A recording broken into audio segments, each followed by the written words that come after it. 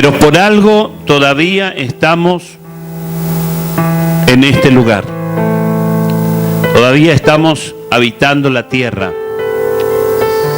Porque Dios tiene algo que hacer con nosotros.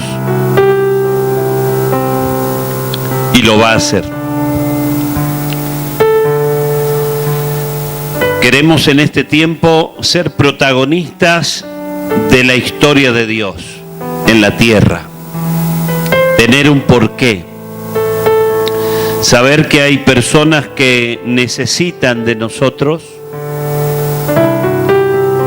Necesitan del mensaje de la palabra de Dios. Y que nosotros tenemos para ellos el mensaje de Dios.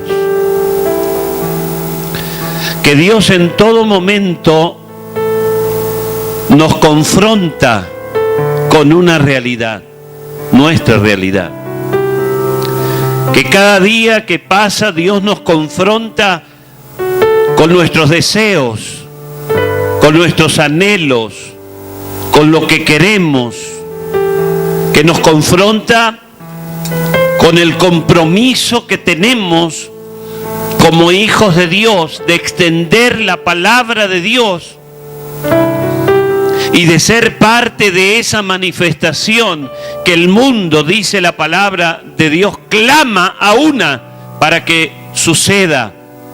Que los hombres y mujeres que ya hemos conocido la palabra de Dios, podamos llevar la palabra de Dios a quien no haya conocido todavía la salvación del Señor. Nos confronta con nuestra realidad, nos confronta con lo que estamos haciendo, con lo que dejamos de hacer, con lo que desea Dios de nosotros. Y este es el tiempo en que la iglesia tiene que tener sabiduría ante el deseo de Dios. Hay un deseo de Dios, la Biblia dice que el deseo de Dios es que nadie se pierda, sino que todos procedan al arrepentimiento. Y en ese deseo de Dios, nosotros los hijos de Dios, tenemos que estar muy involucrados porque es el deseo de Dios. Yo sé que hay metas personales, yo sé que hay deseos personales, yo sé que hay necesidad de realizaciones personales, pero más allá de esas realizaciones personales está la necesidad de este mundo de escuchar la palabra de Dios, y la iglesia tiene que ser una iglesia que se levante para predicar, para hacer que los ministerios tengan el fuego de Dios. Queremos impactar el mundo, y cuando decimos que queremos impactar el mundo, estamos diciendo que queremos impactar el corazón de la gente. Queremos que cuando cruce el umbral de la puerta de nuestras iglesias, el pecador sienta el arrepentimiento venido por el Espíritu Santo de Dios, y que se arrepienta de sus pecados y que se vuelva a Dios. Esta es la esencia del Evangelio de Dios. Y nosotros no tenemos que estar distraídos en otras cosas, sino que nuestra meta fija son las almas que andan sin Dios y sin esperanza, que están siendo juguetes del diablo y están yendo por miles y millones al infierno. Pero todavía hay una iglesia que se levanta en poder. Hay una iglesia que todavía llora por las almas que se pierden. Y hay una iglesia que todavía dice sí a la propuesta de Dios. Y es la iglesia del Señor. A lo largo y a lo ancho del mundo todavía hay personas que aman las almas y que su corazón late para que las almas se salven. Dios nos confronta, Dios te confronta en esta noche. Dios te trajo a este lugar para confrontarte, para mostrar tu realidad y para que sepas que Él tiene un deseo con tu vida, y es el deseo de usarte. Dice la palabra del Señor que en cierta oportunidad el Señor Jesús Lo hemos dicho más de una vez. Estaba el Señor Jesús en uno de los momentos más difíciles de su vida, frente a Pilato. Había ido de Pilato a Herodes, Herodes a Pilato, de un lado a otro, siendo vituperado. Y estaba frente a Pilato allí, y Pilato no sabía qué hacer con él. Los judíos se levantaban contra él. Pilato les dijo a los judíos: este es problema judío, no romano. Pues hagan con él lo que ustedes quieran. Pero ellos insistieron de que él era un peligro aún para el rey. Y llegó el momento en que Pilato tuvo que decir: ¿qué haré de Jesús llamado el Cristo?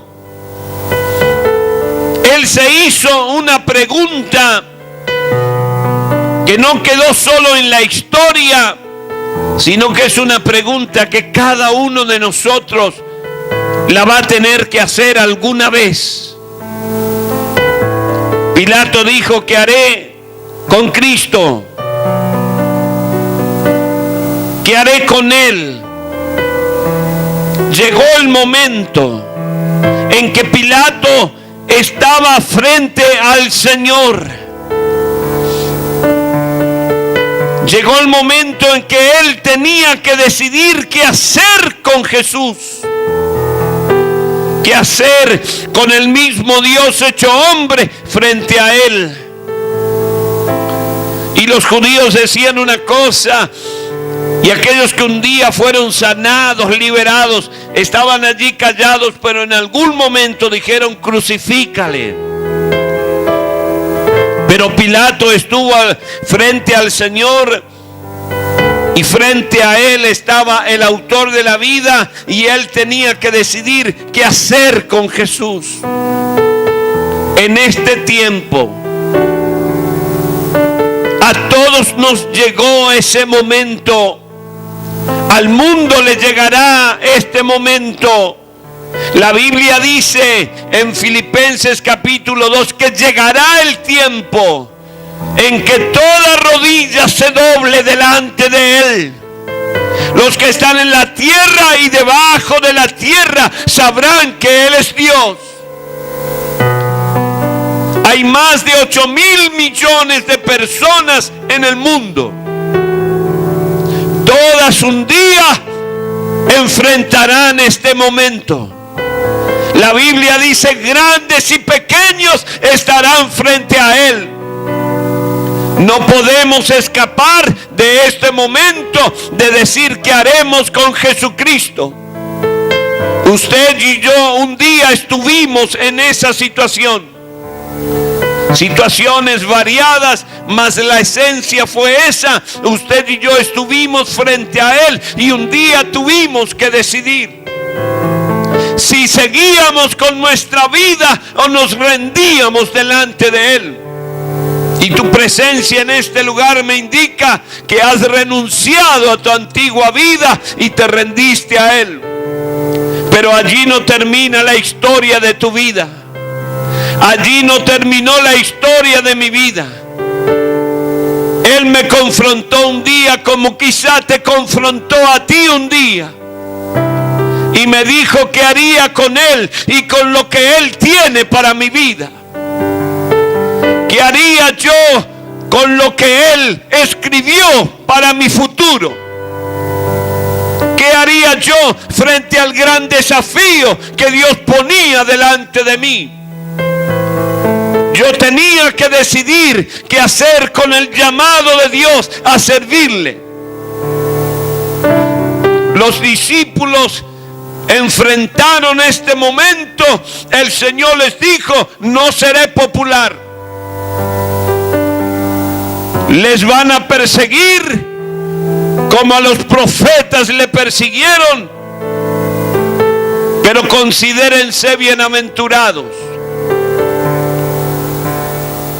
Ellos aceptaron seguirle al Señor.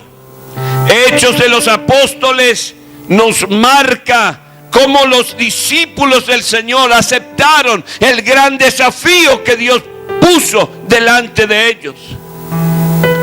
En este tiempo, Dios está confrontando tu vida. Las cosas que suceden a tu alrededor son parte del plan de confrontación que tiene Dios con tu corazón. Las cosas que salen bien y aún las cosas que salen mal son permitidas por Dios porque Él quiere confrontar contigo. ¿Qué harás tú frente a la invitación de Dios de este tiempo? ¿Qué harás tú frente a esa dulce invitación que Dios te hizo para ser un soldado de Él?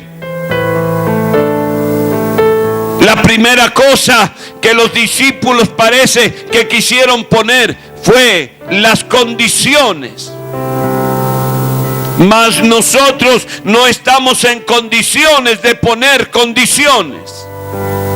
Dios nos llama al servicio. Dios pone delante de nosotros un gran desafío, que es seguir sus pisadas y trabajar para que multitudes lleguen a los pies de Jesucristo. Sé que tu cuerpo debe ser crucificado con Cristo. Sé que hay cosas a las que debes renunciar por amor a Jesucristo. Pero ese es el evangelio que yo recibí de la palabra de Dios. El renunciar a cosas por amor a Jesucristo. Dios confronta tu vida en la noche de este jueves. Dios te pone delante de Él hoy y Él se pone delante de ti. El discípulo del Señor estuvo frente a Él un día y nacieron sus palabras de su corazón. Él le dijo: ¿a quién iré si solo tú tienes palabra de vida eterna? ¿A dónde recurriré si tú eres la fuente de mi vida? Pero en esta noche de jueves, Dios te confronta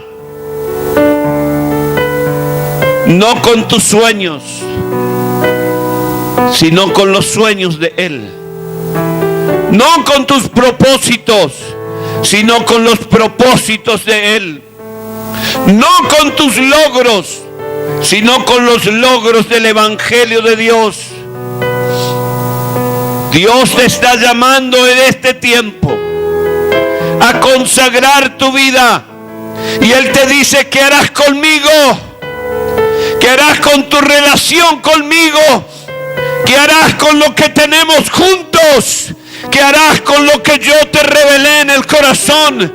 ¿Qué harás con lo que yo te di como tesoro en tus manos? ¿Qué harás con lo que yo puse en tu mente y en tu cuerpo y en tu espíritu? ¿Qué harás con lo que yo escribí para ti? El salmista escribe bajo la inspiración del Espíritu Santo diciendo que los propósitos de Dios se cumplirán en él. ¿Qué harás con el tesoro que Dios te dio? ¿Qué harás con el mismo Jesús que está contigo? ¿Qué harás con lo que Dios te determinó para que hagas, para que sirvas, para que seas instrumento en las manos de Dios? Estamos viendo un evangelio peligroso en este tiempo. Vivimos bajo métodos y bajo ideas y bajo doctrinas que estamos viendo se están multiplicando, que han puesto definitiva y deliberadamente al hombre como centro del mundo. Los deseos del hombre son la autoridad del hombre hoy. y se mide el éxito de la persona por sus logros personales. Pero quiero decirte que esa no es la doctrina que escribió Cristo en la palabra de Dios. Los discípulos no fueron famosos por sus logros personales. Muchos de ellos murieron a espada. Muchos de ellos fueron encarcelados. Muchos de ellos perdieron cosas por Jesucristo. Porque su logro, porque su meta era que Cristo sea glorificado. Uno de sus apóstoles se dio cuenta de esto. Había conseguido mucho en la palabra de Dios. Nos cuenta que era judío, fariseo, miembro del Sanedrín. Era un hombre respetado, temido. Había conseguido muchas cosas en la vida para él. Creo que de joven habrá querido llegar a ese organismo llamado Sanedrín, donde no estaban, cualquier persona no llegaba allí, mas él llegó. Tenían de él un concepto elevadísimo en su tarea y su trabajo. Pero conoció a Jesucristo. Fue impactado por la presencia de Cristo en su corazón. Y ese solo hecho cambió su vida para siempre. Él dijo: todo lo tengo por basura por ganar a Jesucristo. ¿Cuáles son tus logros? ¿Cuáles son tus metas? ¿Qué harás con lo realmente importante que Dios puso en tu vida?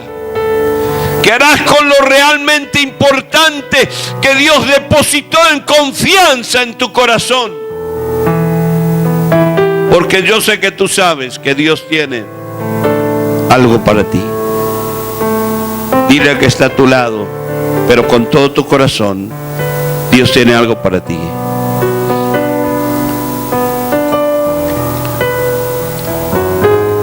Dios te incluyó en su plan.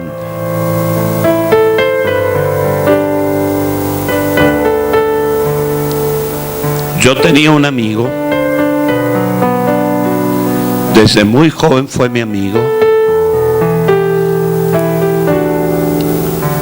Habíamos pasado muchas cosas juntos.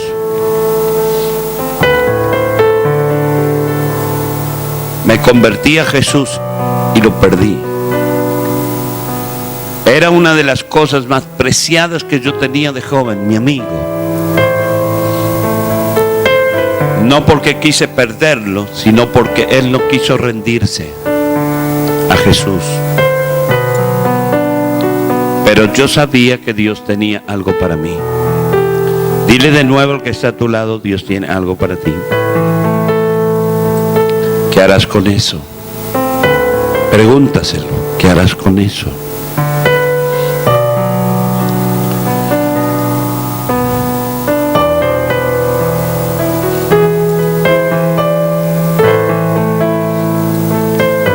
Debes tener valor para aceptar lo que Dios puso en tus manos. No se lo dio a otro, te lo dio a ti. Y lo tienes que cuidar, y con valor tienes que seguir adelante. Pilato dijo: ¿qué hago con él? Algo tenía que hacer. El tiempo puede pasar. Puedes disimular y hasta postergar. Lo que no podrás hacer es evitar.